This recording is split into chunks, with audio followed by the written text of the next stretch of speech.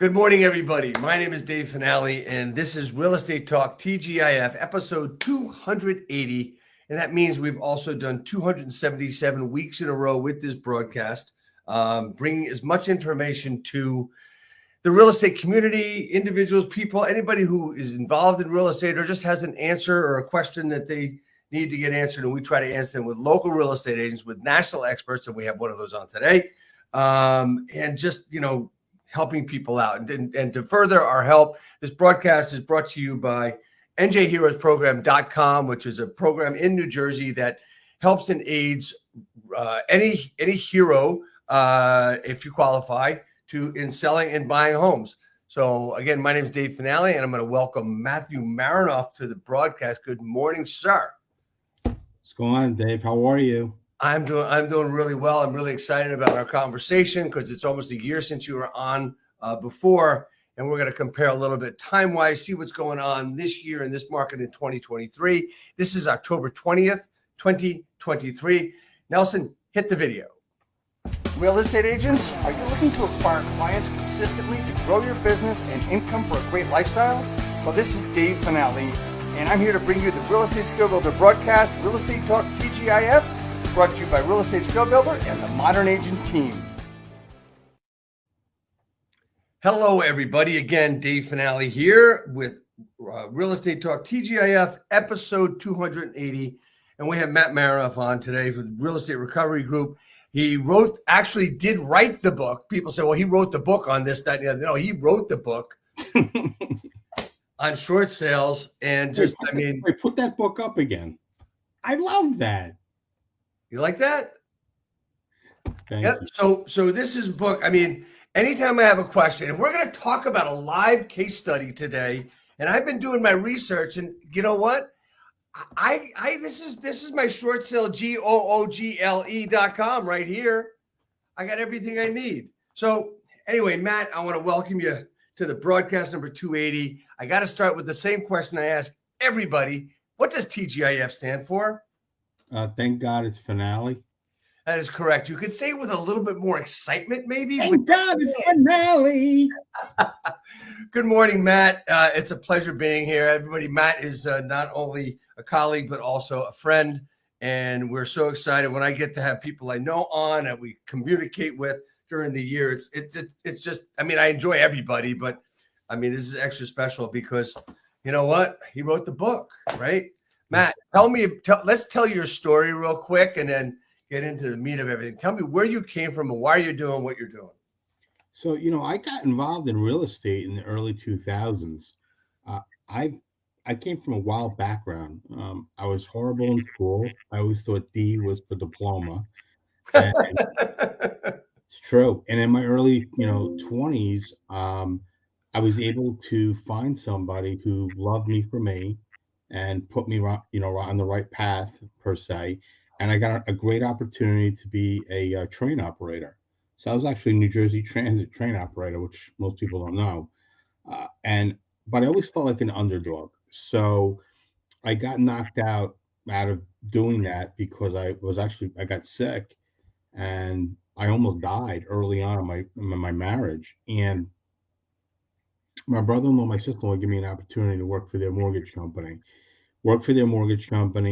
And, I thrived at, marketing, networking. I'm not afraid, to hit, open doors, knock on doors, ring doorbells. I ran a for sale by owner service. And then, towards the end of 2004, things started to change a little bit. And people that were in those tickler loans, things were going south. So I took one of those classes where you could buy a property with as little as $10 out of pocket. Never looked back, had an amazing opportunity, great run for many years. Broke out on my own, started my own company, my own business. And in 2015, I took my company nationwide to help people on a national level when it came to distressed properties and trying to figure out, how to jam a square peg into a round hole, not only in New Jersey, but on a national level. So when you say square peg into a round hole, man, explain that a little bit. So my analogies are a little different and wacky than most people. Okay. So if somebody's behind on their mortgage, it doesn't necessarily mean it's a short sale. Correct. So I tell people you got to analyze it. And if people are behind on their mortgage and there's more debt on that property or associated with that property or attached to that property, you really got to figure out, how do you take a square peg, jam it into a round hole to get through to the other side? And that's why I believe I'm successful in the business model that I run to help people on a national level. So you help people on a national level who are distressed, is that right? In foreclosures, short sales, is that what we're talking about as far as that's concerned? Yeah. So, I mean, the average person, overall, I don't think they realize the missed opportunity of finding out really what their options are. They look at it as, as a possibility of, I lost my job, I'll get back on track. People have had, forbearances, or maybe they had the, deferments over, a specific time. The problem is that what we found, especially during the pandemic, things went literally sideways, completely haywire. So because of that, I've actually started to amp up my education and offering it in a different style, and showing people what the fundamentals of a short sale are, because you're going to go after and you're going to look at specific people in different scenarios, and everybody's like, well, that bank holder, and I'm not saying, I'm not picking on a particular bank, but let's say Wells Fargo. Let's say Wells Fargo, you got your mortgage with them, but maybe they stole your mortgage off. Maybe they still have the servicing right. So it might be Wells Fargo servicing it, but it might have been sold off even to a hedge fund. So people don't really understand what their options are. So if you fell behind on your mortgage and you took advantage of, or took advantage of the banks and doing these forbearances on your mortgage, you might have actually put yourself into a worse scenario, worst case than you've ever been in over the long haul, over the next couple of years. But the people that did the forbearances and did the deferments, and the people that didn't need it, you committed fraud. The people that did need it, that might have done the forbearances, are attempting to do loan modifications now. And I'm seeing people, because of the scenarios that they're in, they're actually failing. Those are going to be the next stage of foreclosures.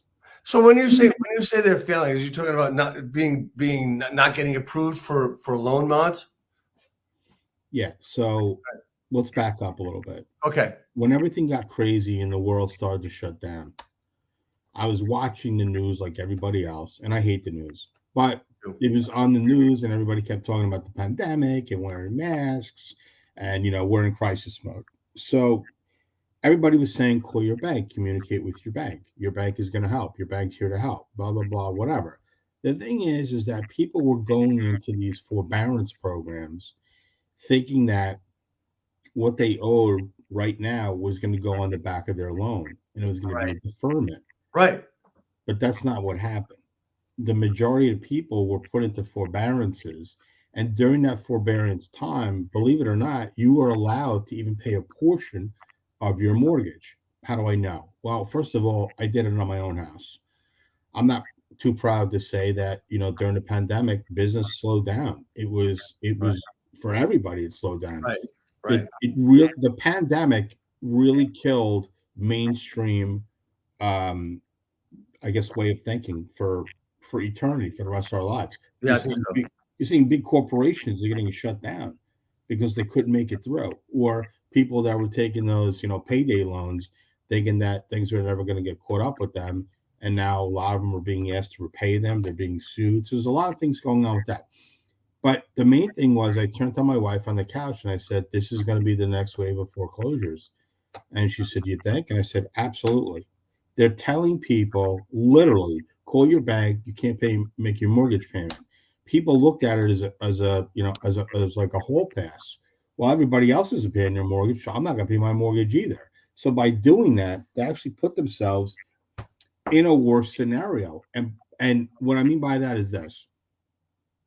Let's say Johnny down the street has the ability to pay his mortgage, but he stopped paying his mortgage. And the reason why he stopped paying his mortgage is very simple. The government said, if you can't pay it, right, stop paying it, right, put you to forbearance. Right. So now they're like, wait a second, I don't have to pay my mortgage. Yeah, thank God. Cool. Yeah, I'm going to pay off my credit cards. I'm going to go out and, I have that extra money now. So I'm going to step up my car. I'm going to go from, my Buick, and I'm going to go get a Range Rover. Right. They were taking, excessive loans out.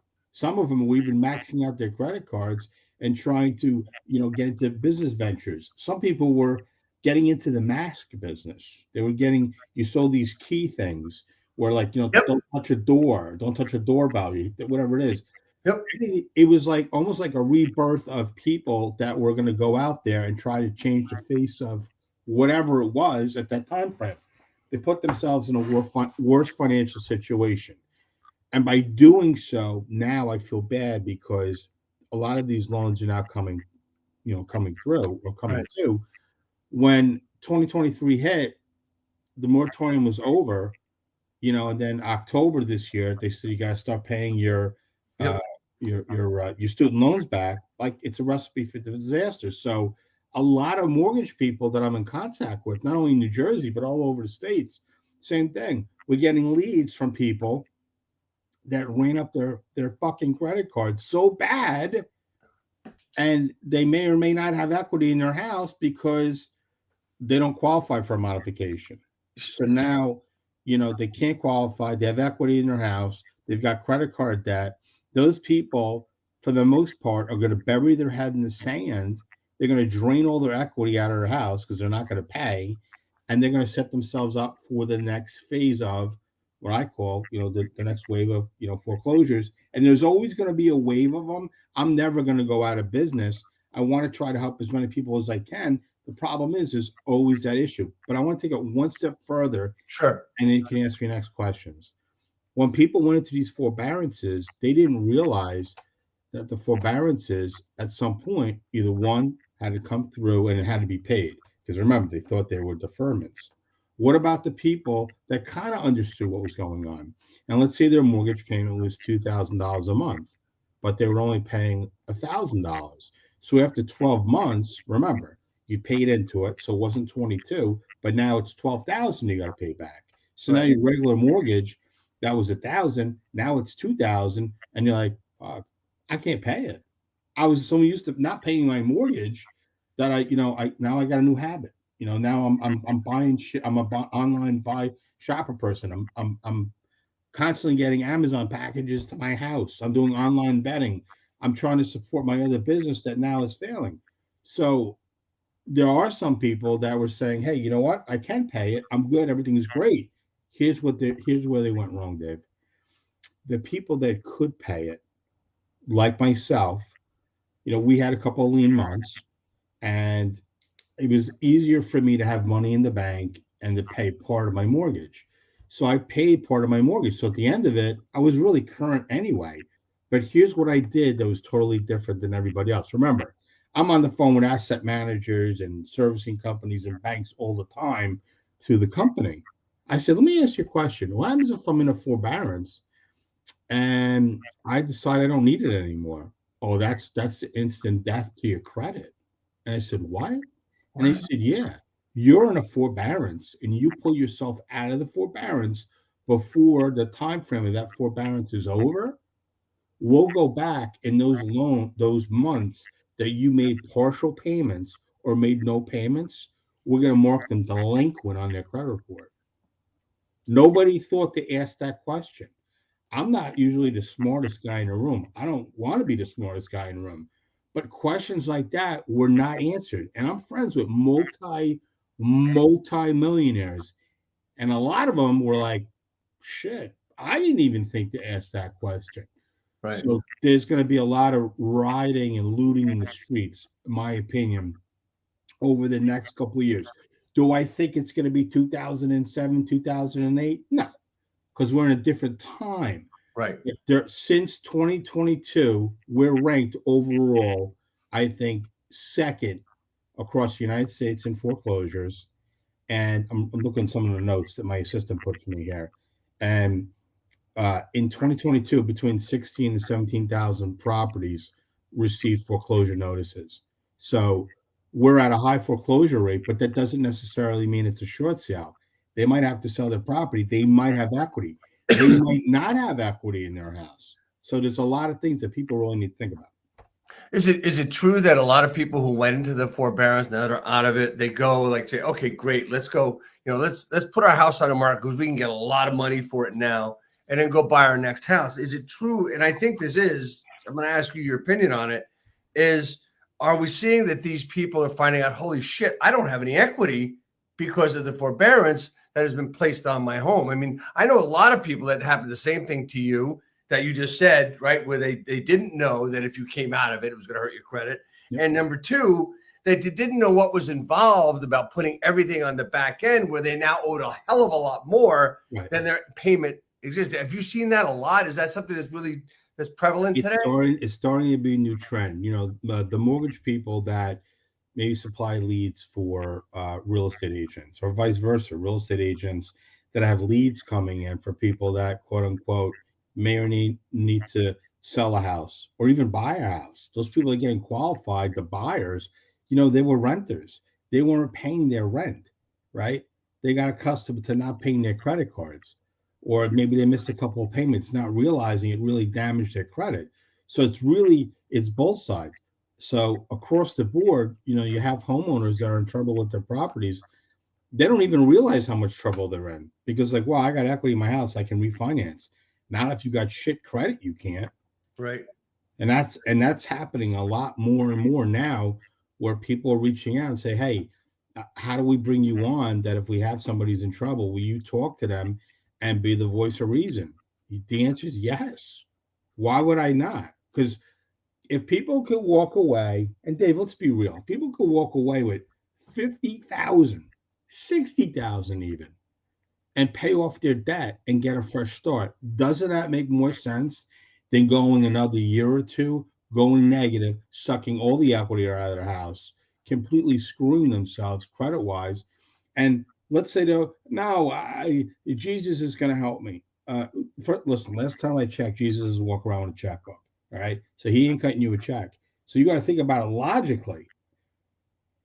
If you need to get a financial fresh start, sometimes you need to pull back to move forward. So if you can pull back, pay everything off, you might have to rent for 2, 3, 4 years to get yourself back on track, but at least you got some money versus no money.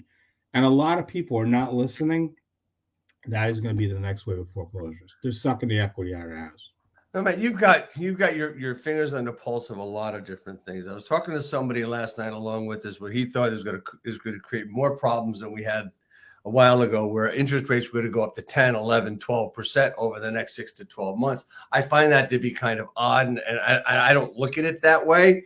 Well, do you think that will happen, number one? And number two, do you believe that would or would not have an effect on short sales, foreclosures, et cetera? So I don't claim to understand how the matrix works. Okay, me too. With our system as far as the interest rates.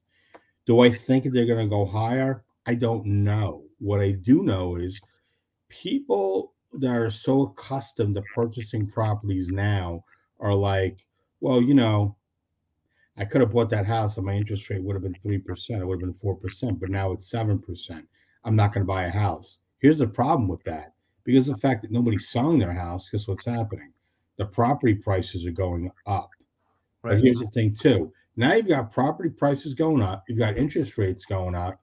You've got default where people are in foreclosure. They're going up. And some of those people may or may not have equity. Now people fight me on this, and I say, listen, I'm not looking to fight with you. I'm going to educate you, and you can educate me. You're never too old to learn. If somebody has already done a modification on their property, there's a chance that there's a silent second on that property that the homeowner doesn't know about. So let's say you defaulted 10 years ago for whatever reason. Right. Now you've got a $70,000 or $80,000 silent second on there. Right. Now you don't pay your mortgage for 3 years. Between the 3 years of not paying your mortgage, that's $70,000 or $80,000, right? And then, maybe you'll have somebody that's like, well, I filed bankruptcy. I'm going to go see a homeowner tomorrow with my wife. My wife is a real estate agent. I don't hide that from anybody. People are like, oh, your wife's a real estate agent. She gets all the leads. She'll be the first to tell you, Dave, she doesn't get all the leads. She she gets it. But we're meeting with a family years ago, 10 years ago, they filed bankruptcy because they had financial hardship. Right. Well, they're back on track. But here's the difference. They have a first and a second. They thought that when they filed bankruptcy, that the second mortgage was wiped out. Now we're going on almost 10 years later. Guess who's foreclosing on them? The Second mortgage. You're damn right. And because they're foreclosing on them, they're forcing these people, they force them to do a bankruptcy that they probably shouldn't have to go into, but they had to. But because their original bankruptcy attorney didn't explain to them, yeah, we're going to wipe away the debt through the bankruptcy that they filed, but you still have to pay that second. But because there's so much equity in that house now, because property price rose, they're actually going to sell their property and walk away with equity in the house. So people don't understand. Some people have equity, some people don't have equity, but if you don't ask questions, you're not going to know. Well, exactly. And a lot of people, I mean, just like it's always been, man. I mean, people do have a fear of talking to someone and telling them their financial woes. I mean, let's face it. I mean, do you think an increase in foreclosures and anything that happens over the next 6 to 12 months, will that create a decrease in pricing? So you froze, so I didn't hear the first part of it. So will there be, do you believe that there's going to be an increase in short sales and foreclosures first? That's the first question. Yes. Okay. Will that have an effect on pricing in the near to not too distant future? Based on what I'm seeing, no. Right. I don't know how much of a difference it's really going to make, because if people don't put the properties on the market, right? Do I think pricing might level off? It might, it may not. You're getting people that are buying properties not from the financial standpoint, they're buying it from the emotional standpoint. Right. They're emotionally falling in love. Whereas, when you and I purchase properties, we're buying, or at least I bought my property and I thought like long term. I bought a house, I ripped the roof off, I renovated it, whatever. I built the house knowing that one day I'm going to sell it. So I thought of it from a financial standpoint. Right. Everybody else that lives in my house, obviously, fell in love, they're in love, whatever it is. But if somebody knocked on my front door and said, hey, I'll give you 1-1 for your house, I'm gone. But there's going to be a couple of people lingering around in the house. You're going to have to figure out how to get rid of those people. That would be my family. Because I have no love. I mean, it is what it's brick and mortar. You know what I mean? Right. Right. So, so we talk about distressed properties. We talk about short sales. We talk about foreclosures. Can you distinguish for me and for our listeners and viewers the difference between distress and short sale?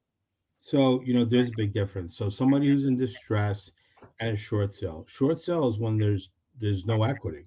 When I say no equity, they could have massive amount of credit card debt that attached to the property. There could be a lingering modification that was done, maybe even 2 modifications that was done on the property. Maybe they did a forbearance, maybe they did a deferment. But forbearance is becoming more known now, more understood because of what happened during the pandemic. It's kind of like, everybody liked the Cadillac Escalade, the beautiful truck. Oh, no, I never thought about it. Now, because somebody mentioned the Cadillac Escalade, guess what you're going to see all the time? That's right. Called the reticular activator system.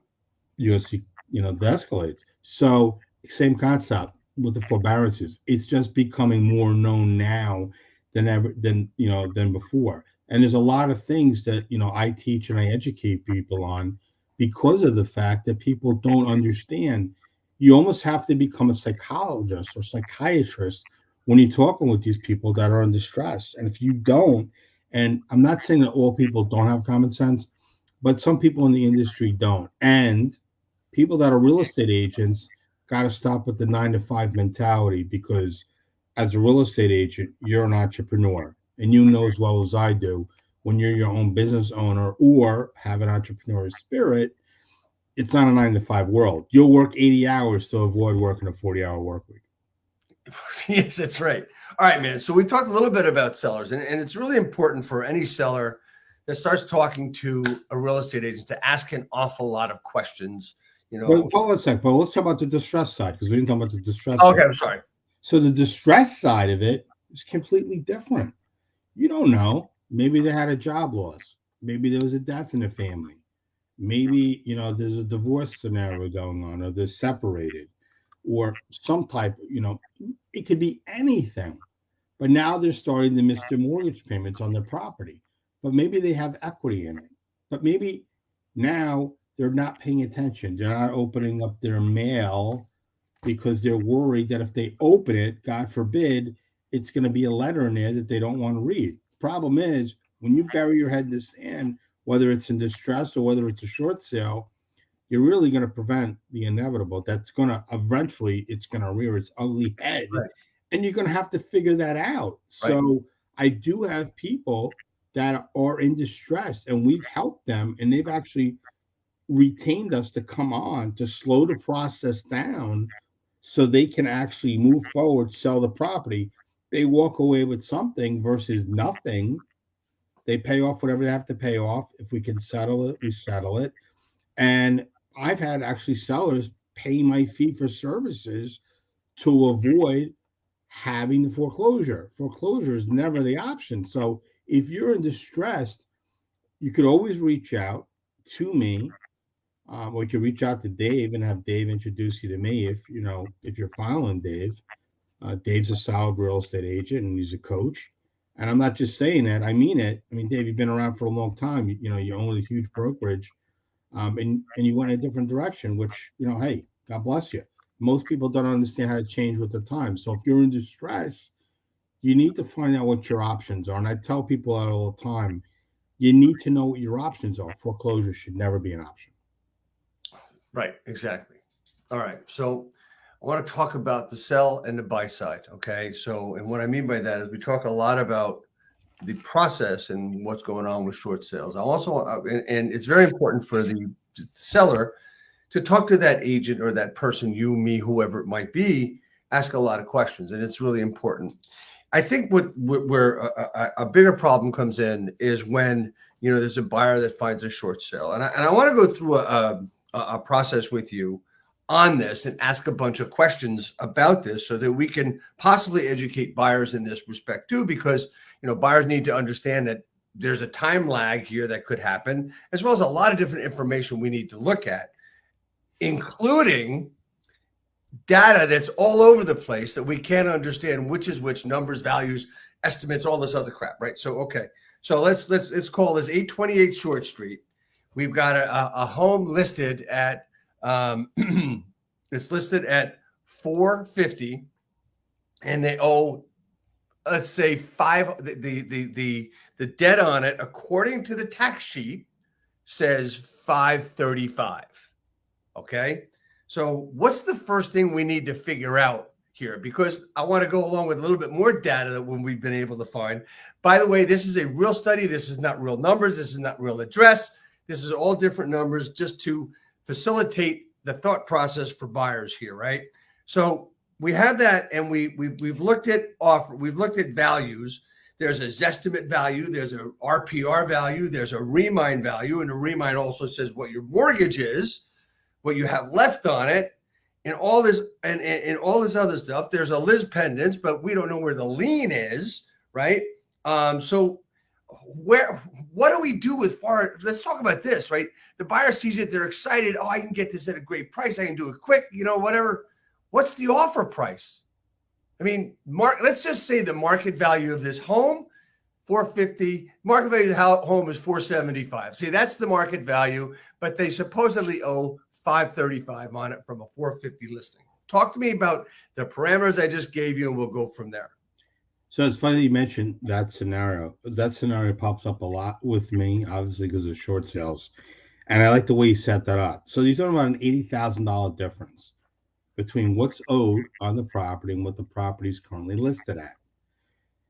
Is the MLS sheet, does it indicate that it is a short sale? Says short sale may be required, yes.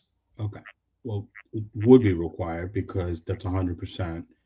Does it say subject to third-party approval on the MLS sheet? It does. Okay. So right off the bat, that's great. We're heading in the right direction. So you already know ahead of time this is a short sale. This is where things get crazy, and this is how I operate.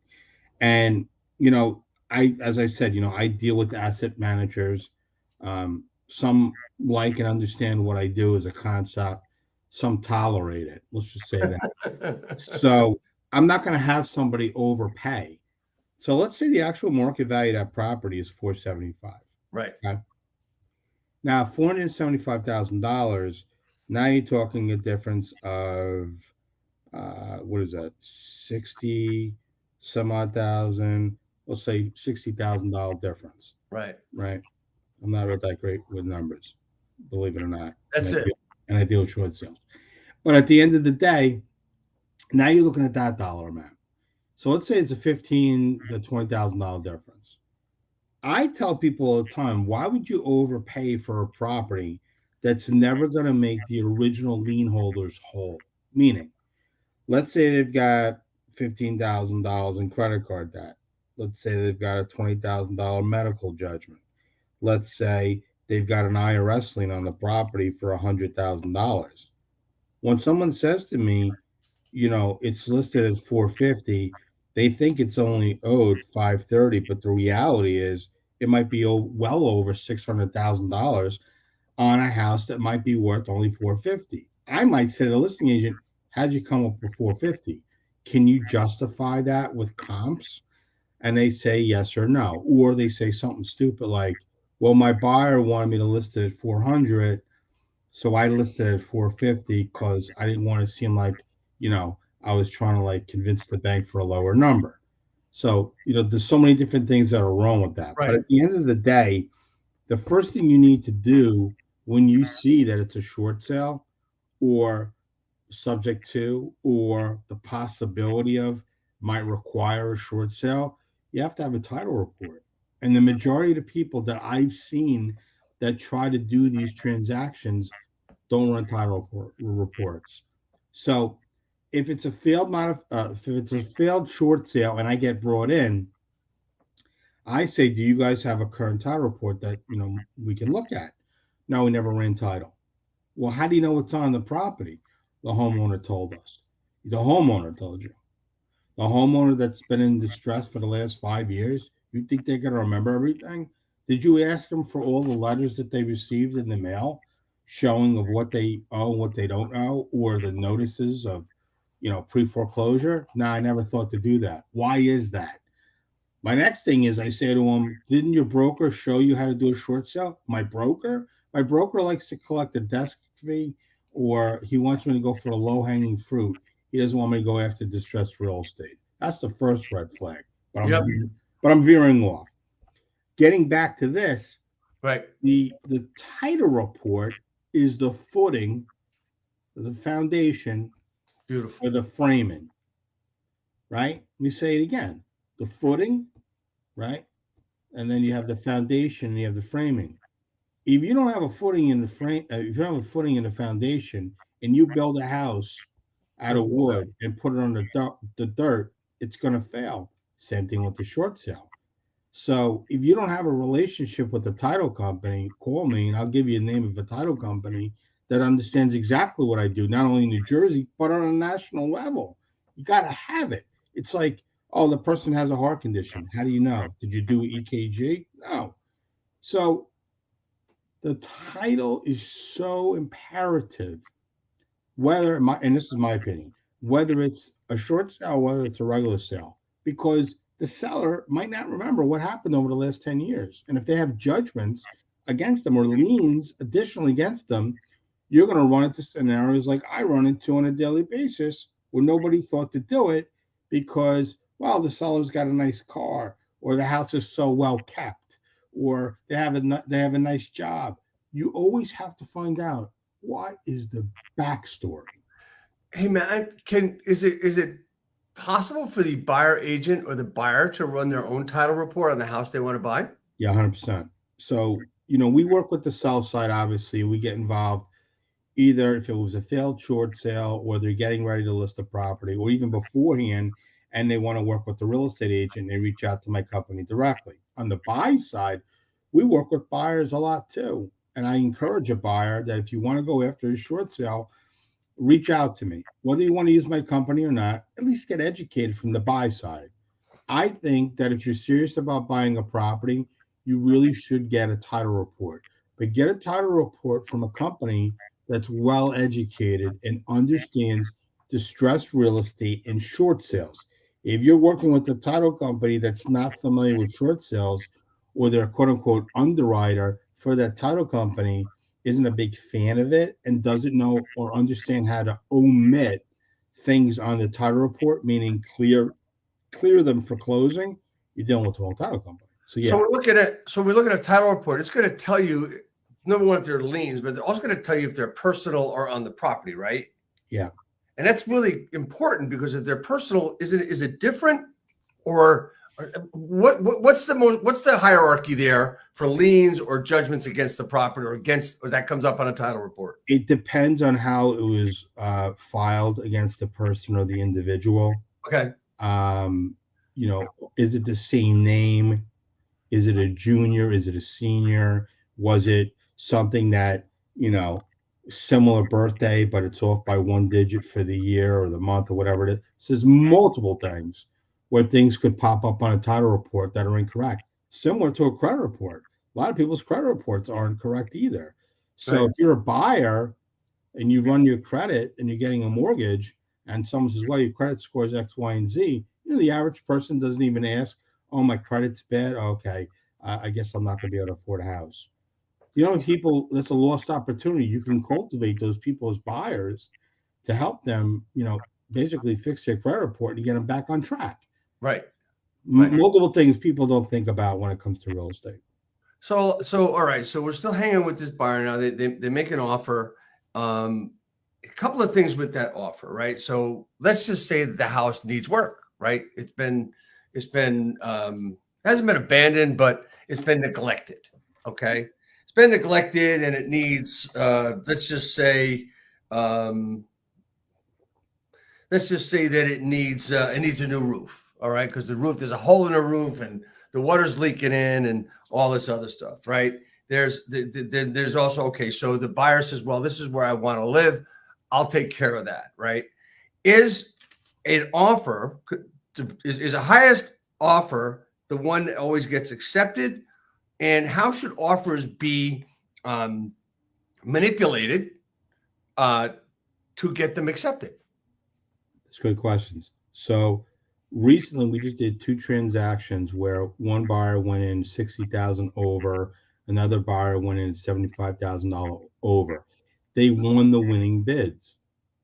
I physically went back to those buyers and said, hey, I know you're at your highest and best offer. Is that your highest and best offer? And, some people get upset with it, but I said, I have to ask these questions for a reason. Right. So you're willing to go in at a higher offer. That's great. I'm going to tell you guys something that happened in 60 seconds. I got brought into a transaction. It was an estate. The listing agent listed the property, didn't ask the right questions. Sold the property. House was listed at 300, sold at 360. The house needed things to be done to the property, but they were going to overbid for that property because they were emotionally in love with the property. They weren't thinking about it monetarily from the financial aspect of it. They're thinking with their heart. Long story short, they wanted it. Deal fell apart 3 days before they ran they ran a title report, and they realized that the house was upside down so much that the person who was the trustee of the estate didn't get any money, and he was upset. And I said, but you didn't pay the mortgage for 5 years. You know what he said to me? Well, the person who listed my property never asked me if I was behind on my mortgage. That made no sense to me. But I got on the phone with multiple parties, attorneys, the title company, the mortgage people, everybody, real estate agents, everybody was on it. And I basically said, guys, this is what we need to do. Everybody started arguing with everybody and getting upset. So when you guys are done with romper room, let me know and we'll finish. So it was the 360 offer. They wanted to keep it that way. And I said, what the hell is the difference between the 360 and the 300? 300 is probably the right price for the property, Right. right? Right. But the house needs to be fixed. Let's set these people up for success. They listened to me. We got the transaction done. All parties were psyched. And I actually got 2 additional short sales, believe it or not, off of what happened with that transaction. So I just because it's a higher number doesn't necessarily mean that's the best number. And if you're not curing what's owed on the property total, what does it matter? Let that person buy it at really fair market, if not below fair market value. The banks are insured. Cut the shit. Right. So, all right. So, what I'm hearing is that we don't want to overpay for it just to overpay for it because we love the house and want to be there. We don't want to do Correct. that. And especially if there's repairs that got to be done, because that's adding more expense to it. And it's not, look, if something needs a new roof, it's not increasing the value of that home. If the market value is X and you put a new roof on it, it's not X plus what you paid for the roof. It's still X because you've maintained the property. People need to understand that overall, let alone short sales, foreclosures, et cetera, et cetera. So one other question, which is I think is really important, and agents get involved in this, and they don't check on legal representation. So for a seller and for a buyer, and I think they can be separate. When is it the right time to engage an attorney in the state of New Jersey? Let's say, okay, let's just stay here. But I also want to say that there's also an issue with the mortgage companies paying that fee as well. So talk to me a little about those millions of questions I just put out in one. Paying what fee? Paying for the attorney. So, I mean, here's the thing. So usually when it's a reverse mortgage, the reverse mortgage companies will not pay for legal fees for the person who's in distress. I believe every person who sells a property should have an attorney, and they should have legal representation, whether the buyer wants it or not. The seller needs to know their rights. Unfortunately, not every state is an attorney state. So you have people that are in distress that are trying to sell property. They don't know what to do. They signed off on documentations that's probably about 2.5 inches thick. They didn't read that paperwork, so they don't know what they got into. But as far as like the transaction, I think it's good to have a good attorney that understands what you're doing. As far as the banks are concerned, the short sale side, they want to make as much money as they can. The mortgage side, the person who's getting or offering the lending side of it, they need to understand and be patient. As far as the title really needs to know what it is and what they can work with and to convey clear title so the person who wants to buy the property can buy it with clear title. Then you have attorneys. And to me, attorneys are like the Grim Reaper. Any excuse that they can think of to kill a fucking transaction, they do it. And I don't think it's right. They say that they have the interests of their client and are probably going to get shot for saying this in front of a firing squad. But the reality is they've got to protect themselves from a lawsuit. So they're protecting themselves from something that they don't understand or they don't know. So it's important to deal with somebody that really understands short sales. So if you're a buyer and you're interviewing an attorney that you want to help you with, navigate you through, purchasing a property, make sure that attorney understands short sales. Maybe make sure they understand or know of Real Estate Recovery Group. Right.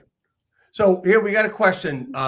If a listing agent is saying that they're waiting for the bank to appraise it first, then come back to us for to change the offer. I'm not sure what that means. How long does that take?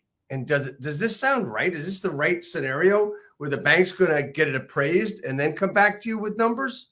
That's a really good question. So, Alexandra, thanks for answering that question. That question, believe it or not, comes up a lot.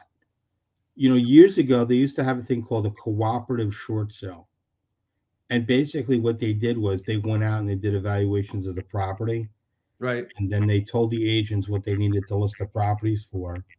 And it was solely driven on the asset itself. They didn't even take into consideration the debts and liabilities of the homeowner at one point, or even their financials. That died shortly after that came out.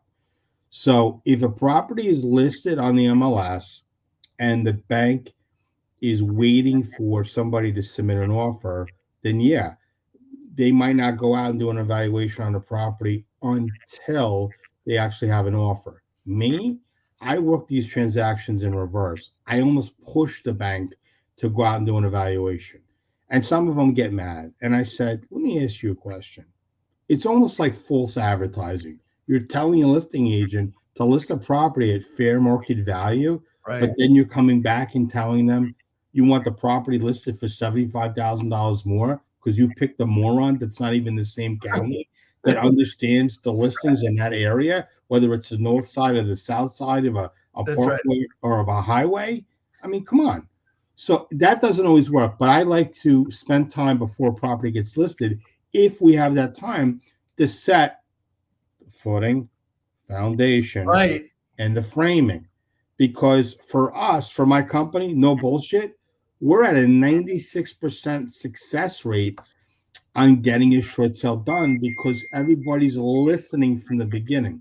So for you, Alexandra, if you're saying that the property is already listed and you submitted an offer already and you're waiting to find out, unfortunately, it could be a waiting game. If you've submitted an offer and they haven't done an evaluation on that property, I would definitely ruffle a couple of branches off that tree and say, what's the holdup? Because if you have a full packet that you're reviewing, that really should trigger an evaluation for the bank to come out and evaluate that property. Now, if the evaluation was already done already, you should ask those questions. Matter of fact, Alexandra, if you want, go to MatthewMerenoff.com, put that on your search bar on your phone. That actually brings up my digital card. My direct cell number is on there. You could message me. I'd love to offer you some advice. That's great. And you know what? This has been, I love the scenarios we get into, and it's really, every scenario can be different. They may sound alike, they may feel alike, but Yep. everything's going to be different. Matt, we're running out of time, unfortunately. Talk to me about just a couple of questions. I know I may have hit a little bit on it.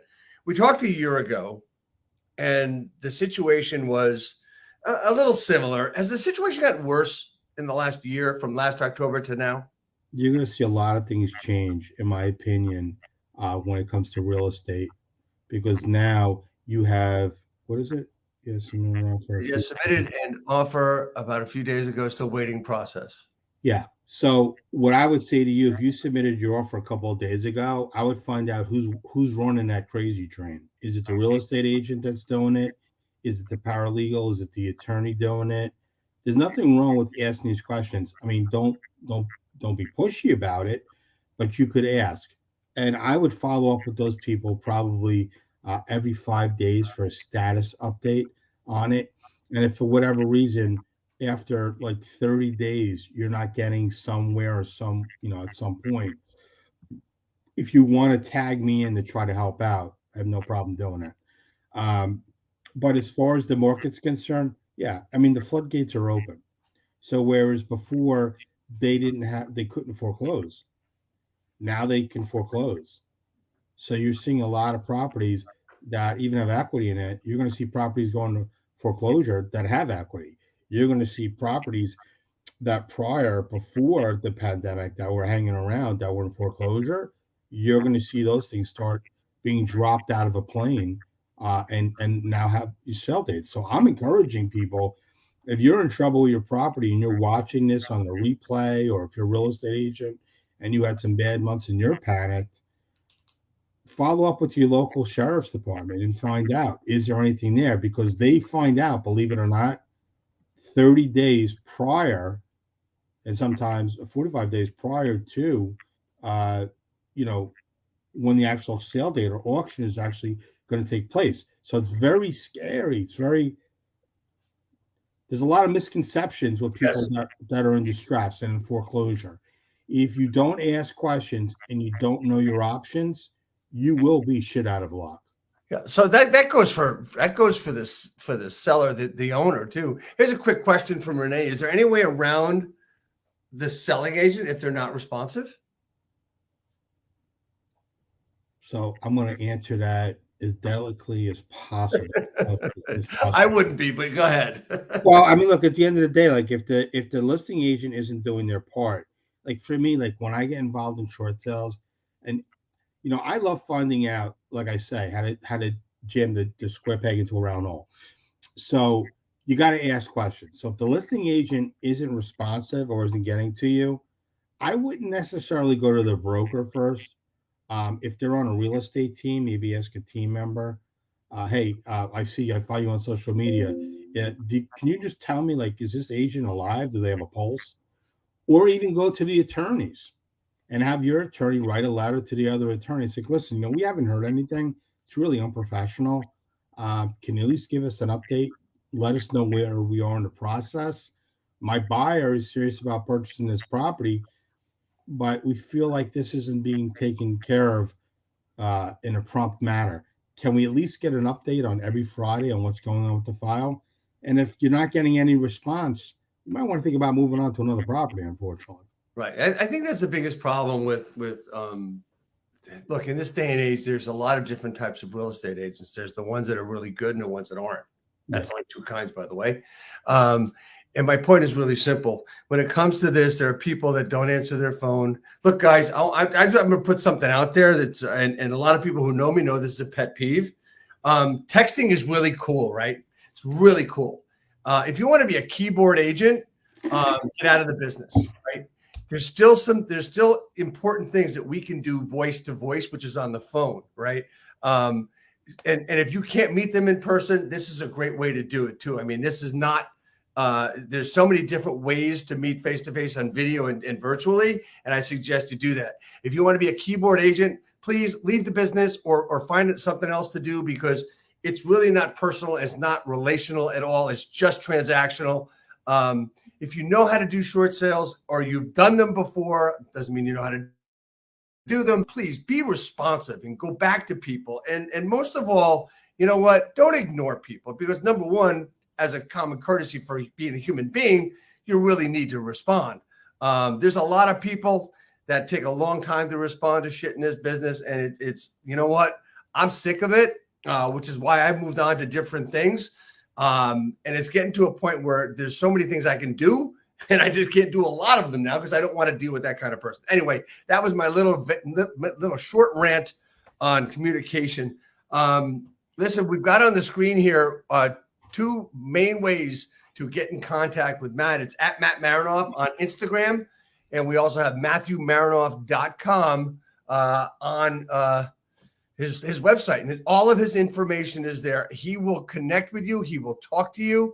I have sent many people to him that he actually talks to, and it's been a great thing for us to be on today. I just want to say before we end, I got a couple questions for you. So the first question, Matt, is the best advice to give to a seller that may be in trouble. The best advice that you could give to a seller that's in trouble: it's better to find out your options than your property go to foreclosure. Chances are you have a family that's living in the property, and you want to make sure that those people are taken care of. It's not about you as the head of the household. If you're emotionally, not there physically, but emotionally not there, maybe I can help, meaning you as the agent. Right. Maybe you have scenarios that, maybe you've worked on short sales before. I'm going to say this, guys. I teach and I educate, and I'm not promoting myself in any way, but I am saying this: short sales have forever changed in 2023. Will never be the same ever again, and it's due to the pandemic. Right. And there's specific questions you have to ask. There's top 5 questions that I ask. There's a training that I offer, Dave. It's absolutely free. It's called The Fundamentals of Short Sales. And I came up with it because I said to my wife, there's going to be real estate agents that are going to suffer. I mean, a really hard fall. Right now, they're driving around in their maxed out Mercedes. But when those interest rates go higher, they're going to be fucked. Yep. So, and we're starting to see now where people are panicked, right? Because they don't have the buyers or they don't have the listings, right? And I don't want them to be like. And then not there's anything wrong with my next phrase when I say it, but you might end up getting a job that says you want paper or plastic with that. I say stay out of that. If you have to go get a job, go get a job. Stay in real estate. Get through the hard times. Right. Go to people like Dave and myself. Definitely follow me on Instagram. I also go under the handle of Short Sell Savage on Instagram. Okay. You can take a look at the videos there. I also have a private Facebook group, which you'll find all this information on MatthewMerenoff.com. It's one place. It's a digital card. It's my digital footprint. Has all my information in there.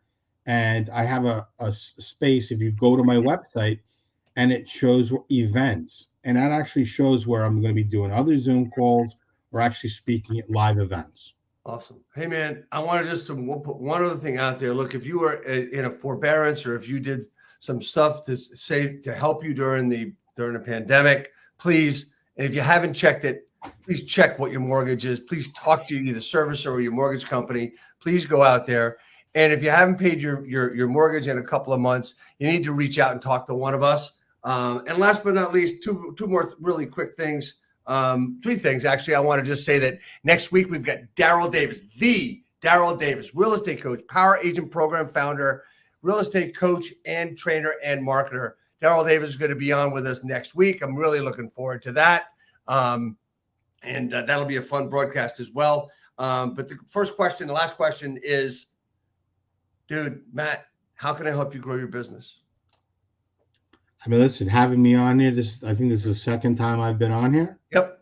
I love coming on the first time. I definitely got people that reached out. Best thing for people to do is if you don't want to talk to me, or if you don't like my personality, you don't have to like me to learn. You could follow me and get educated along the way, but don't let that stop you from, offering suggestions and being able to help people that are in distress. I've been doing it for almost 19 years now. I have a book out. I'm trying to do whatever we can to help people, for people to get educated. I like the fact that you pulled it up like that. You can find that on Amazon. I mean, listen, at the end of the day, it's not about you and it's not about me. It's about the person that's in distress. Most importantly, it's not a no until you get a restraining order. That's correct. I love that line. Hey, man, last but not least, you got another one coming, brother. Got a new hat coming. It's a new design. Got another little thing on the side. I don't know, man.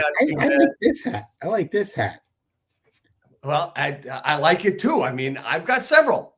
Can I get a hat that doesn't have the thing in the back like that? Oh, you mean you're looking for a band? Yeah, band in the back, whatever it is. Let me see. I might have some old ones like that. You never know. Yeah. Hey guys, I want to thank everybody for coming. Real Estate Talk TGIF, brought to you by njheroesprogram.com. If you are a hero, go to njheroesprogram.com to see if you qualify. We can save you money buying a house and selling a house. It's just what we do. We're just basically looking to help heroes as much as possible. Matt, thank you so much. Stay on for a second. Nelson, hit the videotape.